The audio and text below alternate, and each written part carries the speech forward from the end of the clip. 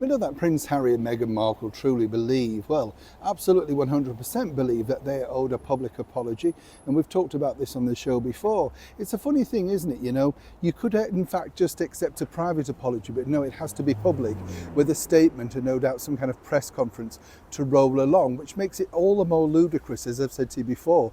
Nobody actually knows what they're apologising for. And even, I would say, those two wouldn't know exactly, if you caught them on the hop, what exactly are we saying sorry for? But they, clearly just want that big public apology to make out that they've been hurt, done by, and treated badly. You get the picture.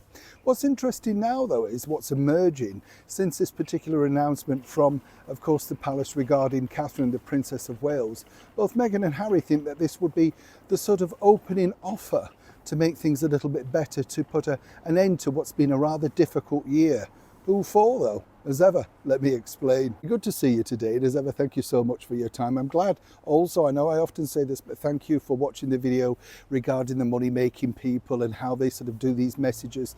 We're all the same. You do get caught in and you think, oh, that's nice of them, is speaking around. And you forget, of course, they're all ambassadors and stuff like that. I was reading about a celebrity the other day and it just clicked to me, that I thought, well, hang on a minute. And they were whittering on about going on a cruise and what it was good and relaxing and, it's the best value because all your food's in and all the, blah-de-blah stuff. Then you look a bit further down the line and I'll check them out and they're an ambassador for that brand. Never mentioned that in the piece, Oh no, you'd be thinking, oh gosh, that sounds a good idea. They should be honest in what they're promoting and whether they got paid. Glad you agree with me. Yes, you see, that's why we're chums. I get it. Thank you.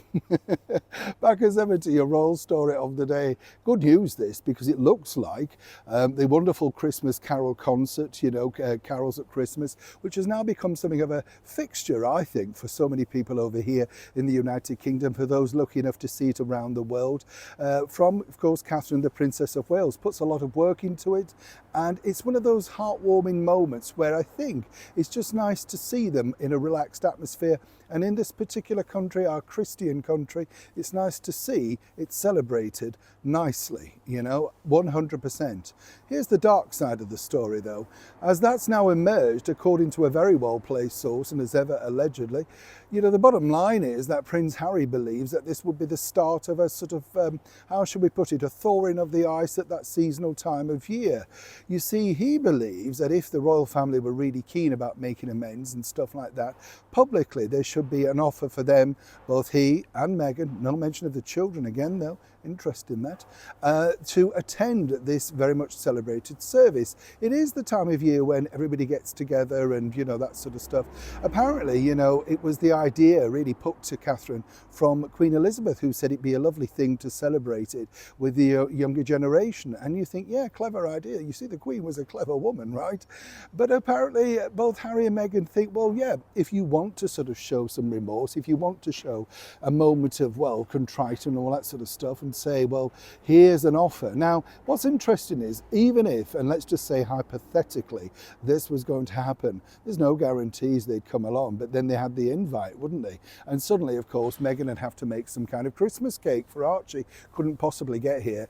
As I said, she's no intention of stepping back into here for whatever reason. But it's fascinating to think that their spin doctors, of course, want to make sure that we believe that they're ready, willing and able to forgive. The thing is, as I've said to you before, the royal family have no idea what they're being forgiven for.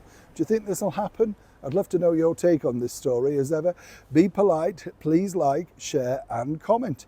Neil Sean in the very heart of London.